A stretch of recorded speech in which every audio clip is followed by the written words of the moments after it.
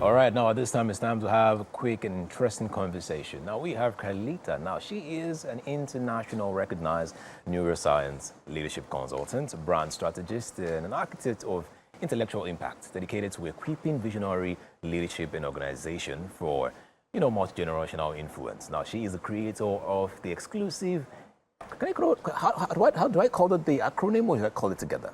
It's an acronym. It's a framework, actually. All right. Awesome, yes, awesome. We're super excited to have you here in the studio. Thank you, Edgar. Now let's start from that. Okay.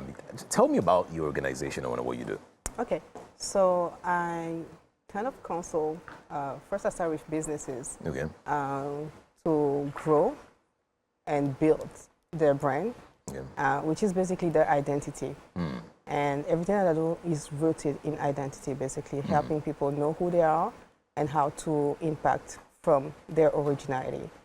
Today in our society with social media, we are more called to fit in, to look like, and when we were actually created to be very specifically individual that are not like anyone else.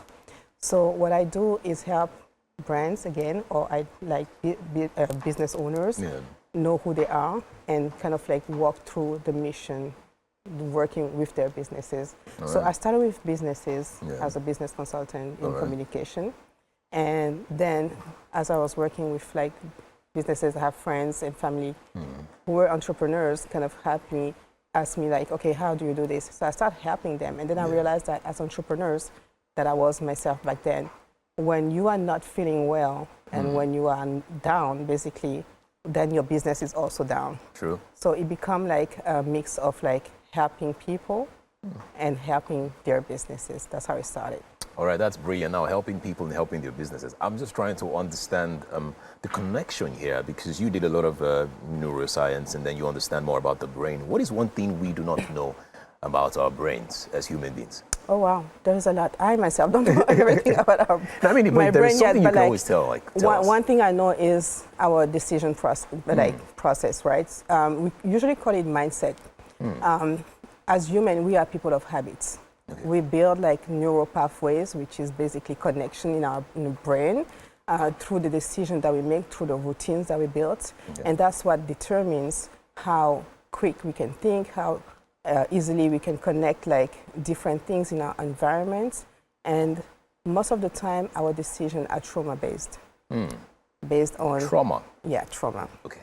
Based on our adverse experiences as child or any kind of experience that challenge us. You have two options when you are challenged with something. Is either look at it as, okay, what am I learning from this? Or look at it, oh, this is really like a very bad situation and it's bringing me down. And when you look at it from the lens of like, this is bringing me down, what it does is that you start to build a cover, which is like a form of character or a value system to protect yourself from that happening again. Okay. So as you go through life, though that thing is not happening anymore, you have triggers. So if somebody says something that looks like something you've known, then you start to react instead of just like thinking about like what's really happening. So most of our decisions as leaders, when I say leaders, I'm talking about everyone who makes decisions every day. Because as you know, either if you realize it or not, people look at you and they do what you do. They don't do what you say, right? So as you are telling, for example, a young kid, don't smoke, and you are smoking, guess what's going to happen? He's going to smoke. They're going to smoke. Yes. So we base our decision not on what we say, but on what we do.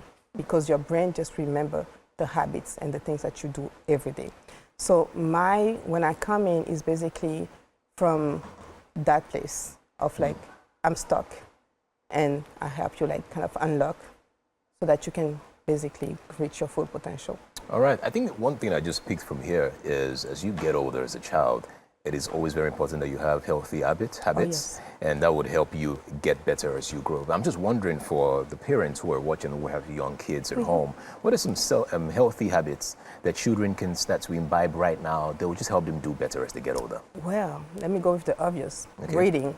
Reading? Yes, staying away from the reading screen. Reading what? I think it's always very important when people say reading. We never really get to explain what they should be reading. So what should they read? What should children read? Anything that stimulates their brain. Anything that, because what happens basically when you are challenged, you are pushed to create a solution around your challenge. Right? So successful entrepreneurs are those who bring solution to whatever the environment needs at that moment, and who are able to sustain it and adapt. So when a child is growing, their brain is basically growing as well. The brain is a muscle. True. So as you exercise, True. you grow it. And if you want to like be fit, you need to like have like a resistance, right? Even if you go to work out. So challenges are like resistance that help you connect the dots and grow more neural pathway. And the more neural pathway you grow, the easier it is for you to solve problems. And back in the days, we didn't have phones, we didn't have screens. So we used to be more creative. We used to like have more imaginations. And today, we don't even need to do all that because everything is given to us and we don't have to think about it. Yes. All right, so so reading, I would like to hear like another anything one. that is educative, anything that is challenging, anything that helps them ask questions, like question the environment, their own self and anything. We usually think as children as little beings that don't understand anything when actually they do.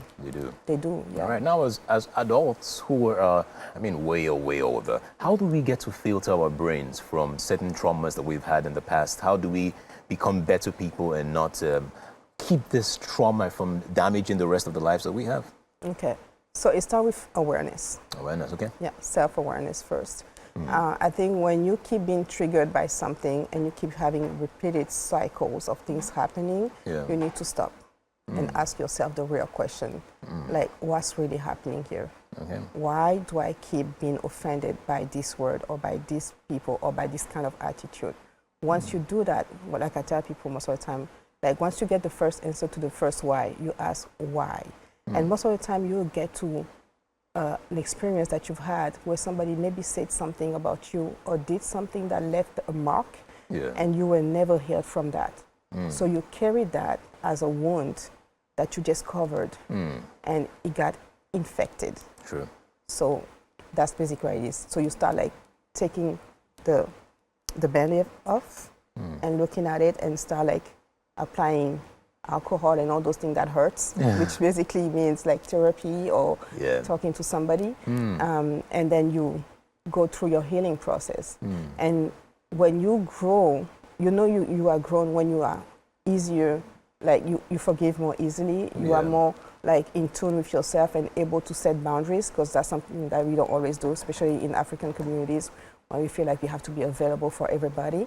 And when you are also able to just tell people in a very nice way with a lot of emotional intelligence what is without hurting their feelings. Exactly. Now, speaking of the brain, I just want to get from your experience, how long does it take the brain to master a habit?